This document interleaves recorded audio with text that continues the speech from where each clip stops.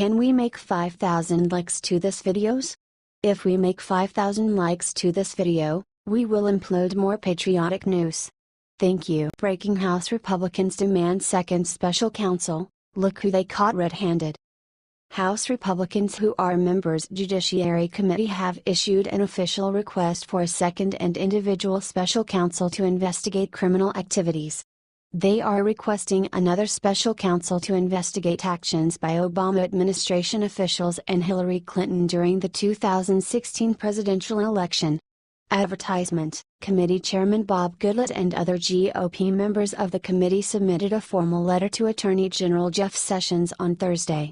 The letter also addressed to Rod Rosenstein while they requested a second special counsel. The letter was adamant about wanting to investigate Obama administration officials.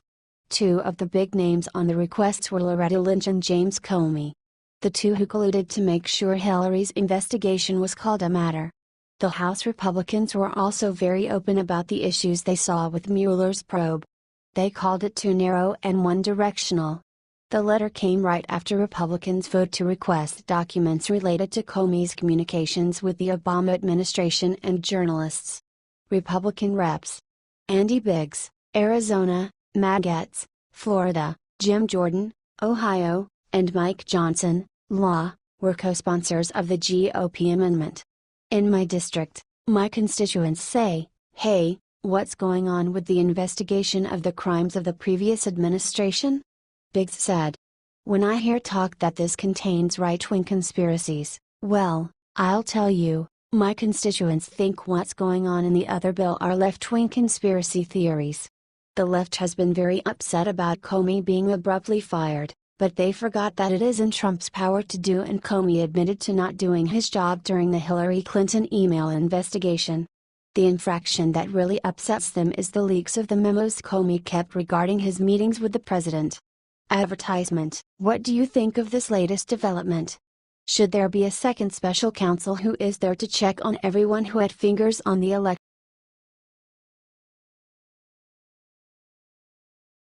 Bill O'Reilly just put final nail in career of John McCain with instantly viral tweet. Obamacare was one of the worst things that former President Barack Obama left in his legacy.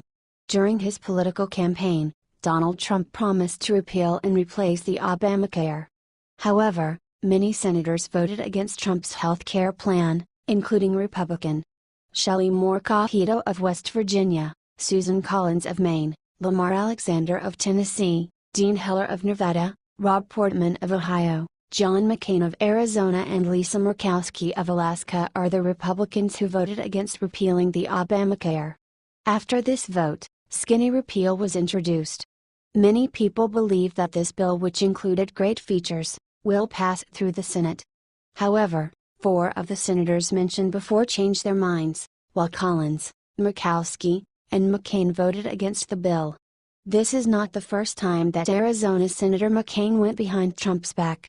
Ever since Trump made a joke at the expense of McCain's military service, McCain has been holding a grudge.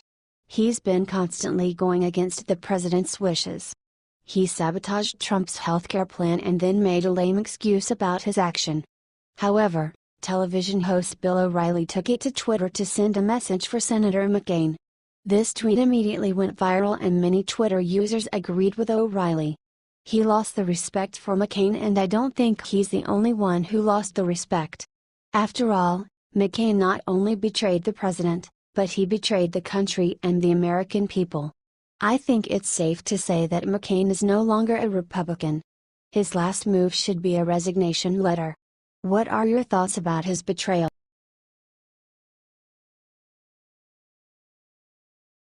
Trey Gowdy fires the shot heard round America after Obamacare repeal fails. Trey Gowdy is not happy, and he has a tremendous message for the Republicans that the Democrats would be well served to listen to as well. The Republican congressman from South Carolina and the chairman of the House Oversight Committee cut right to the heart of the matter. Advertisement.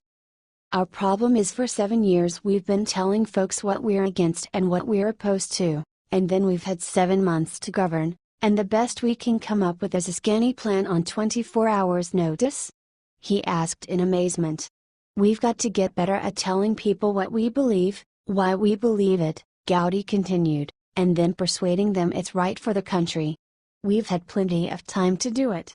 We set unrealistic expectations and then we never meet them, which leads to anger and frustration. We've had 7 years to figure it out and the best we can come up with is something called skinny. Thray's funny too?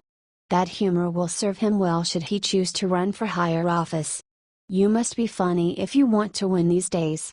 Brian Kilmeade of Fox and Friends then jumped in and asked Thray the key question, where do we go from here? Should you just move on or go back?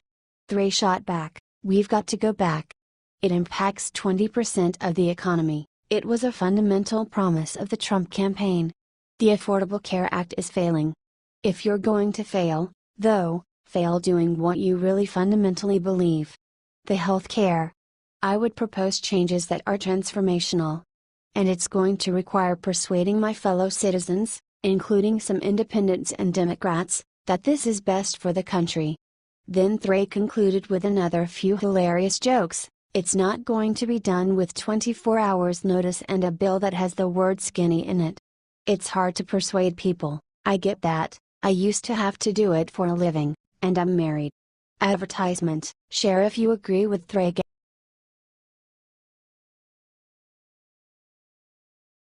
Mike Huckabee discovers easy way for Trump to fix John McCain's treachery. John McCain flew in from an Arizona hospital to cast a key vote to get the Obamacare repeal bill on the Senate floor for a debate. This was a good sign that the Republicans had the numbers and would finally push through their much-awaited repeal in replace of the dreaded Obamacare. Advertisement, but something unexpected happened on the way to the future. John McCain pulled a fast one, a sneak attack against President Trump and the will of the voters. As the debate raged on, first Mike Pence tried to get John to cast the vote their way, then President Trump got on the phone and tried to get John to reason, and then it was Mitch McConnell. All failed to persuade the maverick, and he dramatically, a little too dramatically, and embraced his inner showboat and turned a thumbs down on 8 years of promises and on a big win for Trump. He cast the deciding vote and that is all she wrote. This is clearly a disappointing moment, Mitch said. I regret that our efforts were simply not enough this time. Now, I imagine many of our colleagues on the other side are celebrating. Probably pretty happy about all this. But the American people are hurting, and they need relief. But Mike Huckabee discovered an easy way to solve the treachery of John McCain and the 2 other GOP senators who betrayed Trump. Former Arkansas Governor Mike Huckabee is now calling for a repeal of the 17th Amendment. This would totally change the way senators are elected. And would make sure McCain betrayal was the last time. The amendment, ratified in 1913, set up the popular election of senators, who before that had been elected by state legislatures. Share this if you agree with Mike Huckabee.